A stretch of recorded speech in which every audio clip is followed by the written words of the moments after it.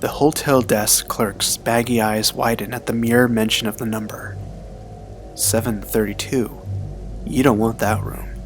Every year was the same thing. A different clerk with the same questions. Ordinarily, I endured the excuses, but this year's pilgrimage had been particularly unpleasant. The car had coughed, sputtered, and threatened to die at every rest stop. The clouds had been loaded and full of rain. Rainy days were always the hardest, so I nipped the discussion in the bud. With an offhand gesture, I tossed a wad of bills on the counter and spoke again. Room 732, please. You don't give me room 732 for the night, and you can keep the change. For a moment, the expression on the desk clerk's face was almost comical. Then he swiped the bills out of sight and slipped me the key. Turning away from the counter, I headed down the familiar maze of hallways. I swear, I could feel the desk clerk's unspoken questions burning in my back.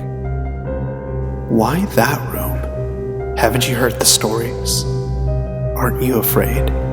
I made sure I was out of sight before he had decided to ask any of them. When I had first came here, no, not I.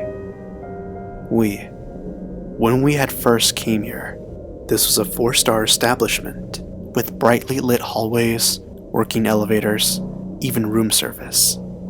The elevator had stopped working 3 years ago, and when the bulbs of the hallways burnt out, no one bothered to replace them.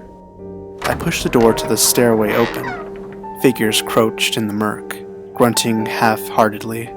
Bypassing them, I headed up the stairs, debris crunching underfoot.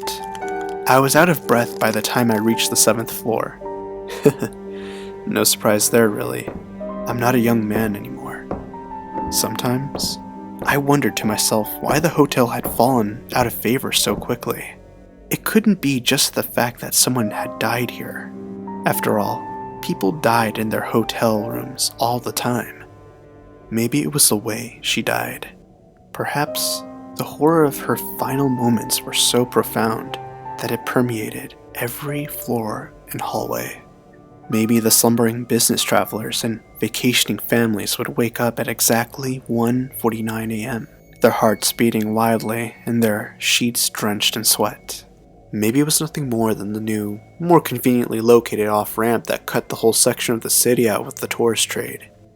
The sound of the 7th stairway opening was high and shrilling, like a woman's scream. Frowning, I trudged down the hallway, listening to the patter of the leaky ceiling. I found the familiar suite and slipped the key into the lock. The door resisted for a heartbeat, then swung open. For a moment I stood there, staring into the shadowed, empty room, torn between the instinct to run and the vows I had made. This, like the bickering with the desk clerk, is a ritual for me. The light stayed off. I knew the geography here all too well. Closing the door behind me, I crossed the room and sat on the musty bed. It was funny. In a way, after almost a decade, I still trembled at this moment. For a time, I stared into the gloom, watching the darkness churn. Then I closed my eyes and replayed visions of broken locks, police tape, and dried blood, over and over in my mind. A shudder worked its way up my spine. I could almost imagine her kneeling on the bed behind me, her slender arms wrapping around my back. "I miss you," I said, my voice reverent yet uncertain. Of all the rituals I observed on this terrible anniversary, this was the most important. I wish I had came back sooner. I wish I had been there. I wish.